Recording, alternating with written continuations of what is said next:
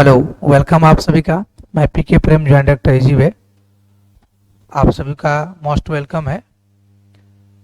आज का जो ये वीडियो सेशन है वो आप लोग के डिमांड पर है कि सर क्या पढ़ें, बीएसपीसीएल का सिलेबस बताइए। सिलेबस में सेकेंड ईयर का सिलेबस है, केवल उतना ही पढ़ना है या क्या पढ़ें। हम आपको बताएंगे कि फालतू चीज़ें आपको नहीं पढ़नी है, ठीक है। टोटल क्या सिलेबस रहेगा विस्तार से हम चर्चा करेंगे, कैसे आसानी से इसमें आपको सिलेक्शन हो जाएगा, इस पर पूरा बात करेंगे हम लोग। पूरी बात जो आपका ट्रेड थ्योरी है, टेक्निकल पार्ट है, उसका विशेष एनालिसिस करेंगे और पूरी दुनिया का सिलेबस है इसमें दिया हुआ, उस पर भी हम चर्चा करेंगे कि उसको कैसे आपको कवर अप करना है, ठीक है। अगर आपको सफलता लेना है तो इस बात को जरूर ध्यान दीजिएगा।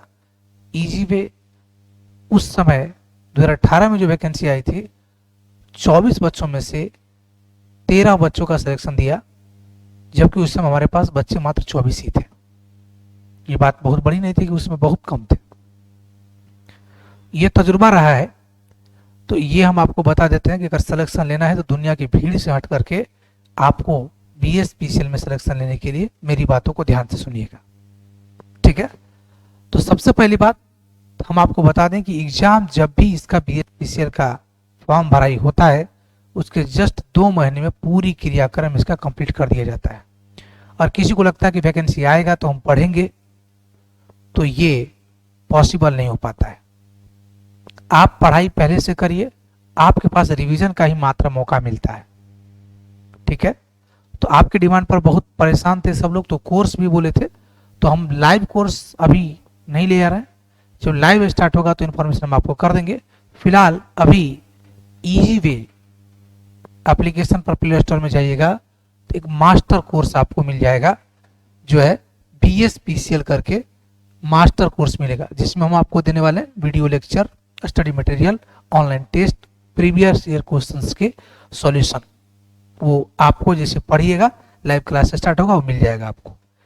क्वेश्चन टेस्ट बैंक जो पूरे मास्टर कोर्स का मतलब है कि ये जो टेस्ट बैंक मिलेगा बीएसपीसीएल के लिए जो मिलेगा ही मिलेगा, अन्य सभी में आपको काम आएगा। ये टोटल क्वेश्चन बैंक हम आपको फ्री में दे देंगे, बाकी बीएसपीसीएल की नियत से जो होगा वो तो हम आपको देंगे ही, ठीक है। तो चलिए शुरू करते हैं हम लोग। सबसे पहले बीएसपीसीएल की अगर बात करें तो यहाँ पर कुछ स्लोगन है इसके, ये देखिए, तमसो मां ज्योतिर्गमय। और जान लीजिए, अगर बीएसपीसीएल में आप ध्यान दे दिए तो समझिए आपका जिंदगी अंधकार से प्रकाश की ओर चला जाएगा।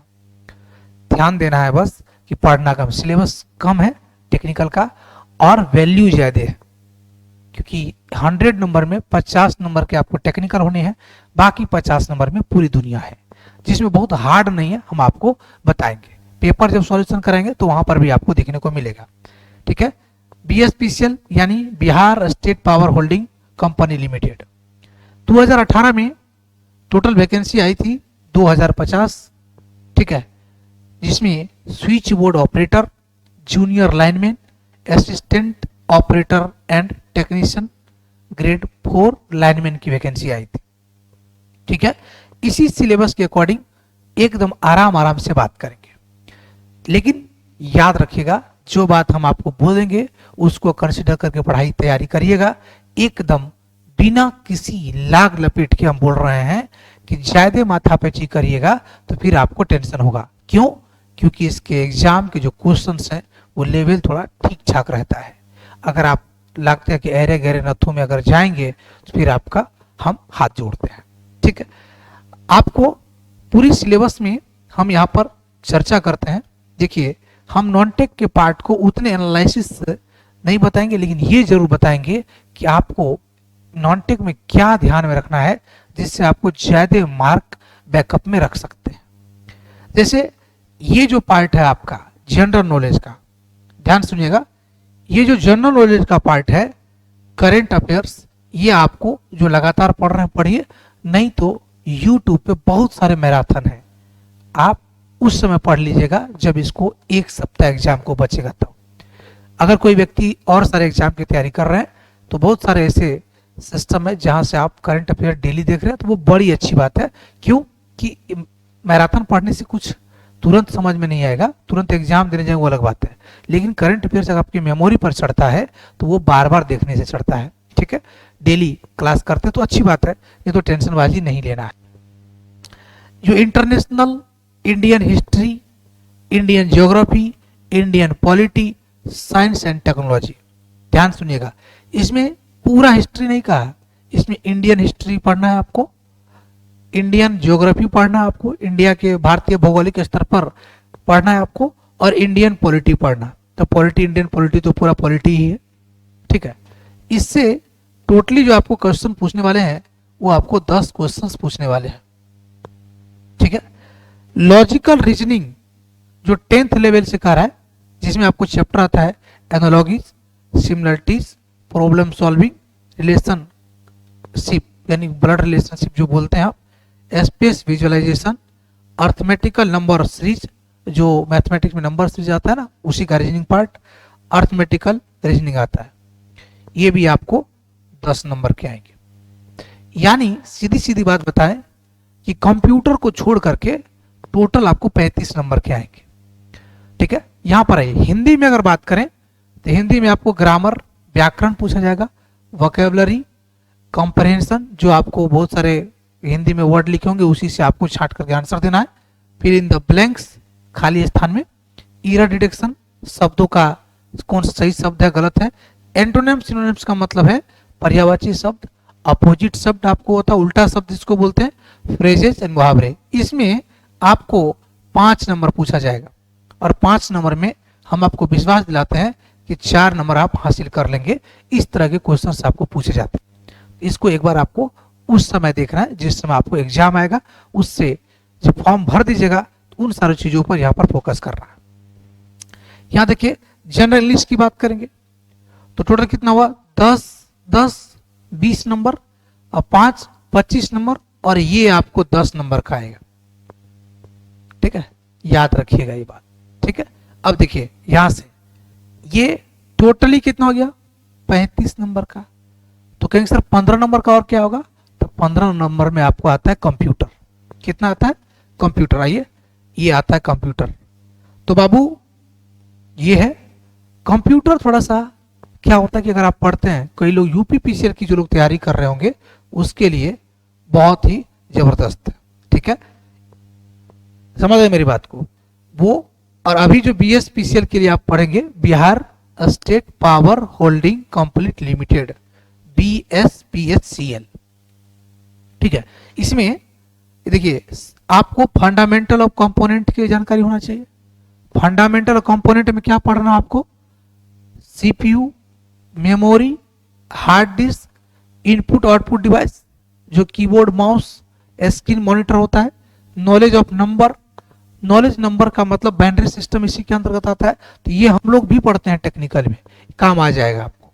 बेसिक कॉन्सेप्ट ऑफ कंप्यूटर में क्या होता है, hardware, software, computer software, operating system, और कंप्यूटर लैंग्वेज से क्वेश्चंस आएंगे आपको। Basic knowledge of MS Office ये आएंगे आपको, MS Word, MS Excel, MS PowerPoint. इससे ये थोड़ा सा क्या होता है, एमएस ऑफिस से और पावर पॉइंट से क्वेश्चंस अगर आते हैं थोड़ा सा आपको टफ रहता है, लेकिन 15 नंबर के हैं तो पढ़ना तो पड़ेगा आपको। लूसेंट का आपको कंप्यूटर पढ़ लीजिए जो आपको अच्छा, और से बहुत सारे मार्केट में जिसमें नंबर ऑफ क्वेश्चंस ज्यादा हैं उसको आप प्रिफर कर लीजिएगा, काम आपका हो जाएगा। यानी टोटल, और यहाँ देखिए बेसिक नॉलेज इंटरनेट का आपको होना चाहिए, web browser, email, engine, web server. उसके बाद बेसिक नॉलेज ऑफ कंप्यूटर जहाँ होना चाहिए, नेटवर्क के मामले में लैन, वैन, मॉडेम, ये सब पुराना है लेकिन पढ़ना पड़ता है आपको, इसके सिलेबस में दिया गया। और कुछ बेसिक नॉलेज साइबर सिक्योरिटी से, मालवेयर होता है, मालवेयर मतलब जो उसमें बग्स वगैरह आते हैं, जो आपके वायरस वगैरह आते हैं उसके बारे में, इंटरनेशनल सिक्योरिटी, नेटवर्क जो सिक्योरिटी है, और फायरवॉल के बारे में, ये कंप्यूटर से रिलेटेड चीजें हैं।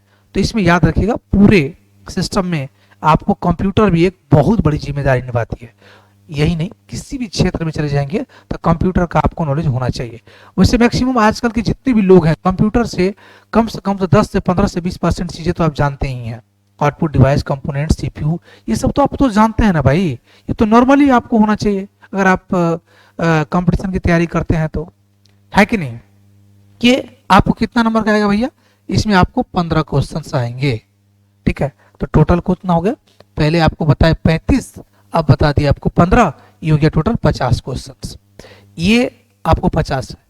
अब जो आपके मेरिट लिस्ट के लिए जिम्मेदारी निभाता है वो क्या है, जो मेरिट लिस्ट के लिए जिम्मेदारी निभाता है उसमें एकदम बहुत शानदार है। आइए इसमें हम आपको बताते हैं आखिर करना क्या है। हम इसलिए बोले कि अगर आपको लगता है कि हम फॉर्म भरेंगे तो तैयारी करेंगे, तो फिर आपको नाक में दम हो जाएगा। चैप्टर के नाम बहुत छोटा करके दिया गया, बहुत कम दिया गया है, लेकिन उसके तैयारी के लिए आपको बेसिक चीजें जरूरी होता है, ठीक है। अब कोई कहेगा कि 4th फ्लोर पे ही है, तो आप 4th फ्लोर पे कूद के थोड़ी चल जाइएगा भाई, कम से कम, ठीक है। जिस ऑफिस में, मान लीजिए एग्जांपल से देते हैं आपको कि एक कोई ऑफिस 4th फ्लोर पर है, कहेगा 4th फ्लोर पर चले आइएगा, काम हो जाएगा, किधर उधर नहीं जाना है। तो क्या आपको 1st फ्लोर पे जाना है कि नहीं जाना है? अरे लिफ्ट का भी तो सहारा लेना है ना भाई, तब तो जाएंगे 4th फ्लोर पर, कि हवा में उड़ के नहीं जा सकते। इसलिए हम आपको बताते हैं कि आइए देखिए कौन से चैप्टर को ज्यादा अहमियत देंगे और क्या क्या ध्यान में रखेंगे।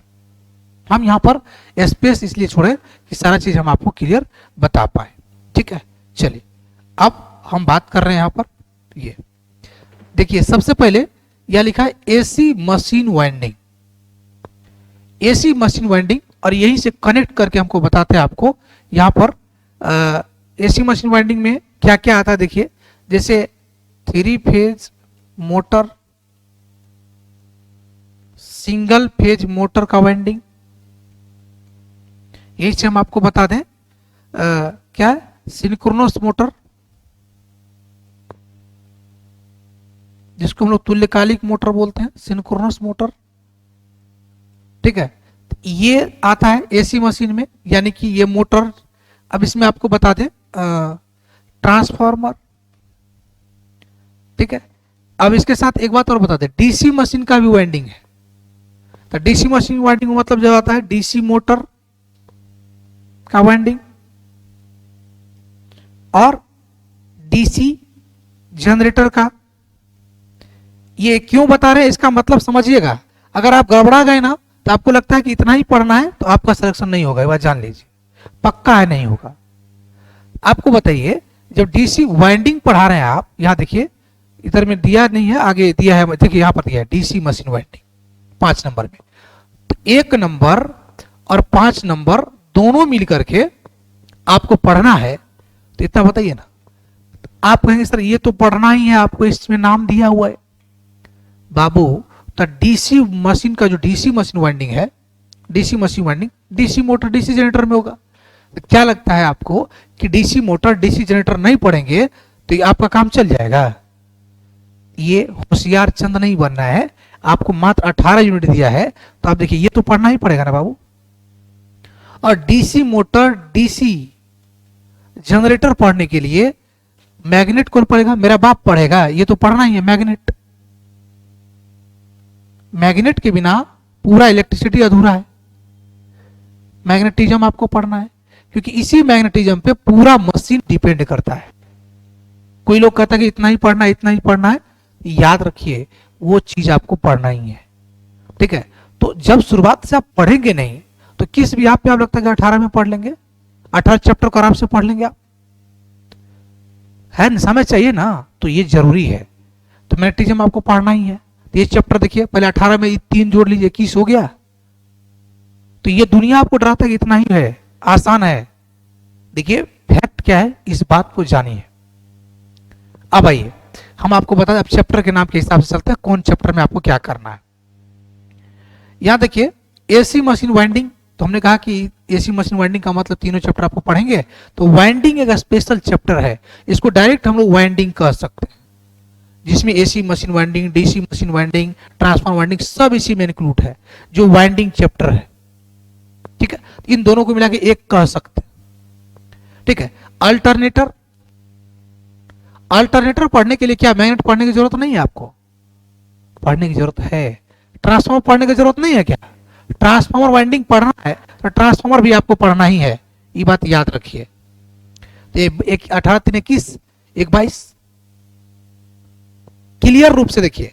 अब देखिए यहां पर देखिए डीसी ड्राइव और नीचे में है एसी ड्राइव, उन दोनों को मिलाकर एसी ड्राइव, इसको आपको पढ़ना। अब ये भी बताएंगे आगे कि किससे कितना नंबर पूछा जाएगा और कौन चैप्टर इसमें अहम भूमिका निभाने वाली है, ये हम आपको बता दें। पीछे विगत वर्षों में जो क्वेश्चन पूछे गए आप उल्टा के देख लीजिएगा, प्रीवियस पेपर आपके पास अवेलेबल होगा, नहीं होगा तो हम जब करवाएंगे तो देख लीजिएगा, ठीक है। देखिए डीसी मशीन वाइंडिंग लिखा, डोमेस्टिक अप्लायंसेस, इल्यूमिनेशन, तो याद रखिए। अब हम बारीकी से बात करते हैं। ये तो ये बताए ना कि आप लोग को लगेगा 18 चैप्टर है। देखिए यहां पर हम आपको बता दें, देखिए 10 है 18 है, नाम सुना देते हैं पहले, तब आपको हम पूरा और डिटेल से बताएंगे। जैसे AC machine winding, alternator, circuit breaker, DC drive, DC machine, तो ये देखिए ये एक ही पार्ट है। डोमेस्टिक अप्लायंस, इल्यूमिनेशन, जिसको हम लोग प्रदीपन कहते हैं, क्या कहते हैं, प्रदीपन, एक एक करके हम चर्चा करेंगे। प्रदीपन, इंडस्ट्रियल वायरिंग, देखिए यहां पर क्या लिखा है, एक तो लिखा है डोमेस्टिक अप्लायंसेस, एक इंडस्ट्रियल वायरिंग, एक है मशीन केबिन कंट्रोल पैनल, ठीक है। ये नया टॉपिक है। नया टॉपिक मतलब ये थोड़ा सा टफ टॉपिक है, इसका उपयोग और पढ़ते समय भी कम करते हैं। पावर जनरेशन, पावर जनरेशन आपको पढ़ना है। पावर जनरेशन एक अपने आप में महत्वपूर्ण टॉपिक है, किसी भी इलेक्ट्रिसिटी बोर्ड के लिए पावर जनरेशन से क्वेश्चन पूछा ही जाएगा ज्यादा से ज्यादा। और देखिए आगे बढ़ाते हैं आपको टोटली, ये देखिए single phase induction motor, synchronous motor, thermal, hydraulic, nuclear, convention, यानी इसको हम लोग कह सकते हैं पावर जनरेशन में ही आता है। ये thermal power plant, hydro power plant किस में आता है, पावर जनरेशन में आता है। 3 phase induction motor, transformer winding, देखिए अभी वाइंडिंग में क्या लिखा, AC machine winding, DC machine winding, transformer winding, तो वाइंडिंग आपको पूरा बीएसपीसीएल में पढ़ना है। और याद रखिए सभी student 60 to 80% student winding chapter को सही से नहीं पढ़ते हैं और क्वेश्चन उसका छूट जाता है। रिजल्ट लेना है तो ऐसे ऐसे चैप्टर का चयन किया हुआ है इसमें, और क्या पूछेगा ना ये भी हम आपको बता रहे हैं कैसे पूछेगा। एकदम मेरे गाइडलाइन को फॉलो करिएगा, आप पढ़िए जहां से भी पढ़िए, अब जरूरी नहीं है कि यहां से ही पढ़िए, लेकिन इस तरीके से पढ़िएगा तो आपको सफलता मिलेगी पक्का, ठीक है। देखिए यहां पर ये तो पूरा कहानी हो गया जनरेशन का ही। 3 phase induction motor, transformer winding, transmission and distribution समझ लीजिए सीधा। एक यहां पर नया है एसी ड्राइव, VWF, उसको आता है अंडरग्राउंड केबल।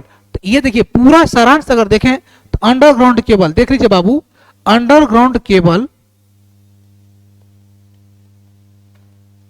अंडरग्राउंड केबल, ये देखिए ये डिस्ट्रीब्यूशन का चैप्टर है।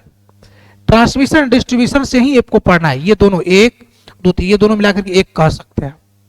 तो 18 दिया गया, ये 18 है नहीं, समझ रहे हैं। अब आइए बेसिकली एक एक करके बात करते हैं, कहां से कितना क्वेश्चन पूछा जाएगा, आपको पढ़ना क्या है, किस हिसाब से पढ़ना है, ये मेन उद्देश्य था मेरा। सिलेबस तो हर जगह लिखा हुआ है, हर लोग बताते हैं, लेकिन आपको ये नहीं बताते, नाम पढ़ के बता देगा कितना नंबर किस क्वेश्चन से पूछा जाएगा ये बता देगा। अरे भाई कितना क्वेश्चन में क्या पढ़ा जाएगा ये तो बता दीजिए हमको, ताकि हम आपको बताते हैं। ध्यान से सुनिएगा, ध्यान से सुनिए। एसी मशीन वाइंडिंग की बात करें तो आपको प्रॉपर वे में हम आपको बताते हैं कि आपको सीधा सीधा हम बोल देते हैं कि एक चैप्टर लिखना आपको वाइंडिंग, ठीक है। वाइंडिंग में आपको एसी मशीन वाइंडिंग आपको पढ़ना है तो उसी वाइंडिंग चैप्टर में आपको मिल जाएगा, ठीक है। डीसी मशीन वाइंडिंग पढ़ना है उसी वाइंडिंग चैप्टर में ही आपको पढ़ना है। अगर आपको क्या करना है, ट्रांसफार्मर वाइंडिंग पढ़ना है तो वो भी आपको उसी चैप्टर में मिल जाएगा। एक ही चैप्टर आपका वाइंडिंग आता है, ठीक है। तो ये 3 पार्ट आपको एक ही साथ कवर करना है, यानी एक चैप्टर आपको पढ़ना है, एक ही साथ दिया गया। ये पूरा कहानी वाइंडिंग में दिया गया है। अब देखिए वाइंडिंग में क्या होता है कि न्यूमेरिकल आपको एक पूछेगा ही पूछेगा, जो डिफिनेशन है फिगर के अकॉर्डिंग, एक फिगर अकॉर्डिंग आपको फिगर देके पूछ देगा, ठीक है। तो ये तीनों में से अगर जोड़ेंगे तो सबसे ज्यादा आपको देखिए एसी मशीन वाइंडिंग से 2 क्वेश्चन आपको पूछ लेगा, डीसी मशीन वाइंडिंग से आपको 1 या 2 पूछ सकता है, और वाइंडिंग टोटल में से मान लीजिए 1 या 2 पूछ सकता है। तो 1 या 2 करने का मतलब 2 2 4 हम लगभग 5 क्वेश्चन ले लेंगे इससे। AC machine DC machine 5 question, यानी एक चैप्टर से 5 क्वेश्चन, मतलब समझिए बहुत बड़ी बात होती है। ठीक है, तो यहाँ पर 5 से ज्यादा भी हो सकता है, हम 2 बोलते हैं, 2 2 4 2 6, तो 5 या 7 क्वेश्चन हम टारगेट लेकर चलते हैं, ये आपको पूछेगा। आपके इसके अकॉर्डिंग 1 2 3 चैप्टर खत्म, यानी एक चीज से 2 क्वेश्चंस लेके चलते हैं, तो 5 और 7 के बीच में इसलिए रखें कि 6 हो सकता है और 7 भी हो सकता है, ये टारगेट ही है। तो देखिए, एसी मशीन वाइंडिंग खत्म, डीसी मशीन वाइंडिंग खत्म, और नीचे आपको ट्रांसफार्मर वाइंडिंग आएगा, तीनों खत्म। अब देखिए, अल्टरनेटर से आपको 1 या 2 क्वेश्चन एकदम निश्चित रूप में आपको पूछना है, इसमें कोई शक नहीं। और अल्टरनेटर जो चैप्टर है, ये किसी भी बिजली विभाग के लिए पावर जनरेशन के सिस्टम को समझने के लिए बहुत जरूरी है। अब देखिए, सर्किट ब्रेकर का एक अलग चैप्टर नाम दिया है, बड़ा अच्छा किया है, इतना स्पेसिफाई करके चैप्टर दिया है, ठीक है। तो अब समझ लीजिए बात को। तो डीसी मशीन में हम क्या बोले, डीसी मशीन के अंतर्गत हम आपको डीसी मोटर और डीसी जनरेटर ये भी आपको पढ़ना है, ये बात याद रखिएगा। जब तक ये नहीं पढ़ेंगे तब तक आप लेफ्ट वाइंडिंग वेव वाइंडिंग की कहानी नहीं समझेंगे, क्या जरूरत है ये नहीं समझेंगे। देखिए, अब है आपका ये कहानी हो गया। अब आते हैं किसमें, सर्किट ब्रेकर। तो सर्किट ब्रेकर से 2 क्वेश्चन से तो निश्चित है पूछा जाना आपको, ठीक है। डीसी ड्राइव से 2 क्वेश्चंस निश्चित है पूछा जाना आपको एकदम, क्योंकि चैप्टर ही उतना है और कवर नहीं करेगा तो क्वेश्चन छूट जाएगा 2। लेकिन कौन से ऐसे चैप्टर इसमें ज्यादा से ज्यादा क्वेश्चन पूछेंगे सर, तो हम बताएंगे अभी। देखिए, डीसी मशीन वाइंडिंग इंक्लूड कर लिए हम। अब आते हैं डोमेस्टिक अप्लायंसेस, इसमें आपको 3 से 4 क्वेश्चन आपको ले लेगा। अप्लायंसेस में चाहे स्विच हो, फ्यूज हो, और बहुत सारी चीज आती है। देखिए, ये देखिए, ये जो चैप्टर आपका है, इसमें से आपको 3 से 4 क्वेश्चंस पूछना है उसको, और इसमें क्या पूछेगा इस पर हम ज्यादा बहस करेंगे। इल्यूमिनेशन, प्रदीपन, प्रदीपन में न्यूमेरिकल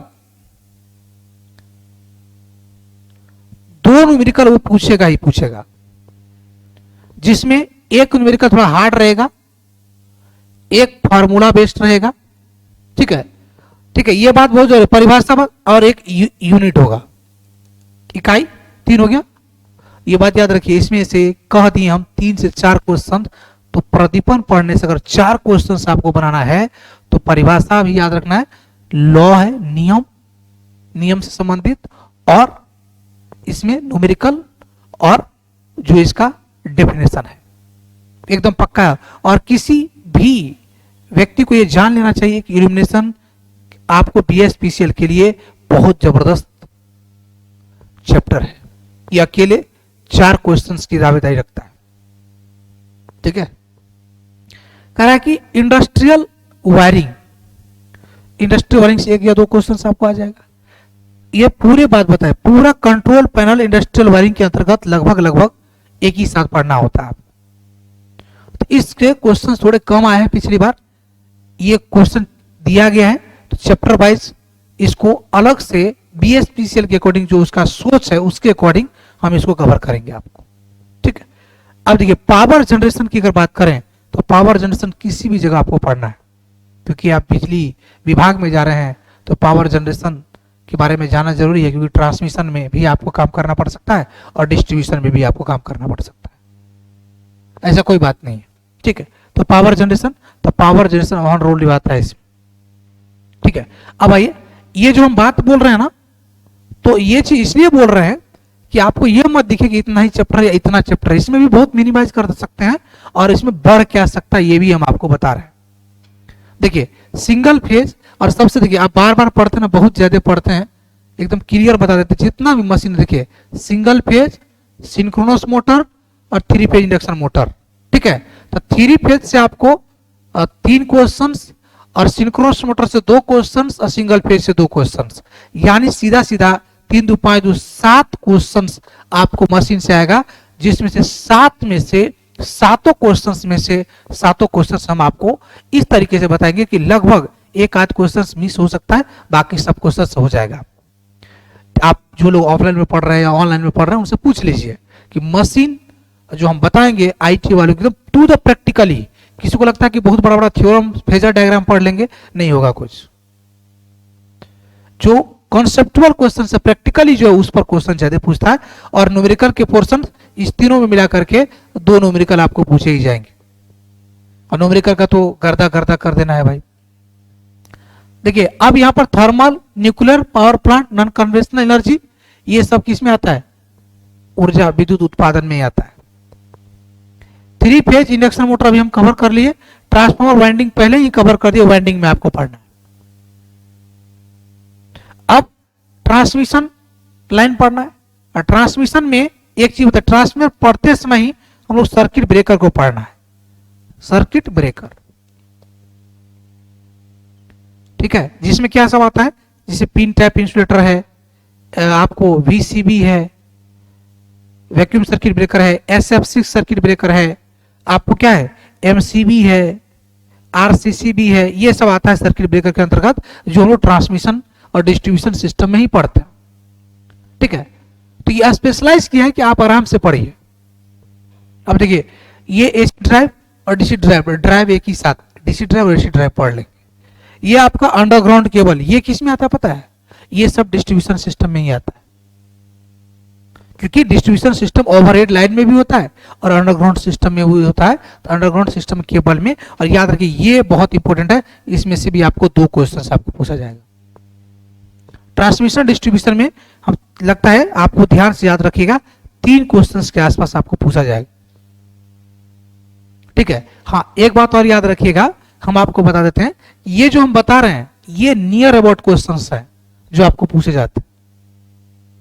तो क्या लगता है इन सारी चीजों को पढ़ने के लिए इसमें एक्स्ट्रा क्या टॉपिक आपको पढ़ना है, ये जरूरी है, तब ये सारा चीज आपको समझ में आएगा। आइए उसको हम साइड में लिख देते हैं, यहाँ पर ये बात याद रखिएगा, तब इसको पढ़ाई शुरू करिएगा।